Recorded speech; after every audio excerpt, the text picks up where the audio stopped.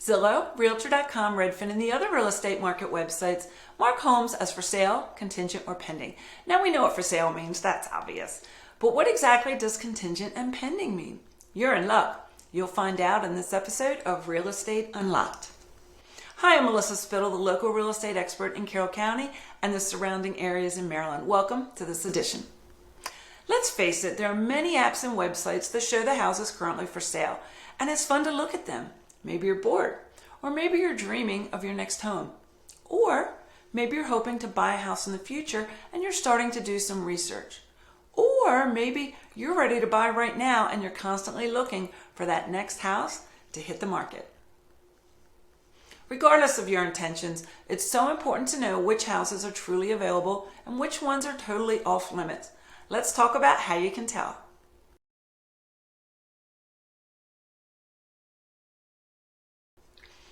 Pending means the house is already under contract with the buyer. Someone beat you to it, and the sales contract has been agreed upon and signed. All the terms of the contract have been met, and it's now off limits to all other buyers.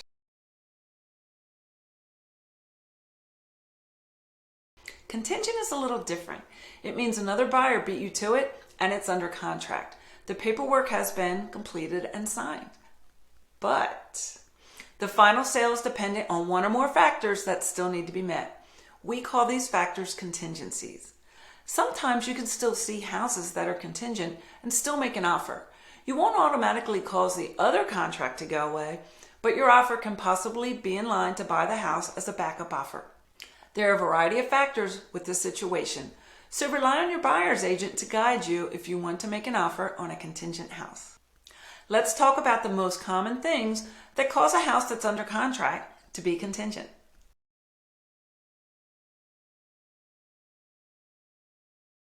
Number one is financing. If you need to get a loan to buy a house, successfully buying a house will be based on your loan being approved. This creates a financing contingency. Number two, appraisal. If you need to get a loan to buy a house, an appraisal will be required.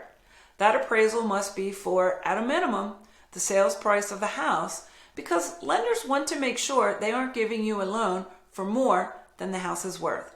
This creates an appraisal contingency. Number three, inspections. If you're having any professional inspections done, your purchase will be dependent on the results of those inspections.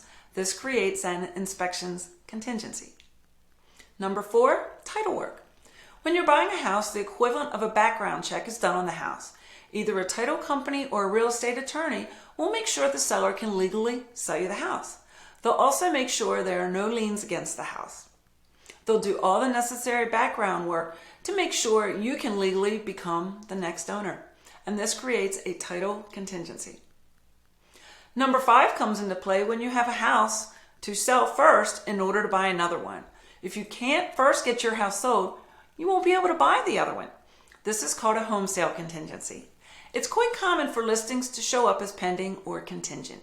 Even though the terms have slightly different meanings, they essentially place the property in the same situation. If you see a house you like and it's marked pending or contingent, keep an eye on it. Sometimes things happen that cause the sale to fall apart and the house ends up back on the market and you can try again for it. The best way to find the houses that are actively available for sale is to line yourself with an expert buyer's agent right from the very beginning. Sometimes the online websites aren't quick to be updated.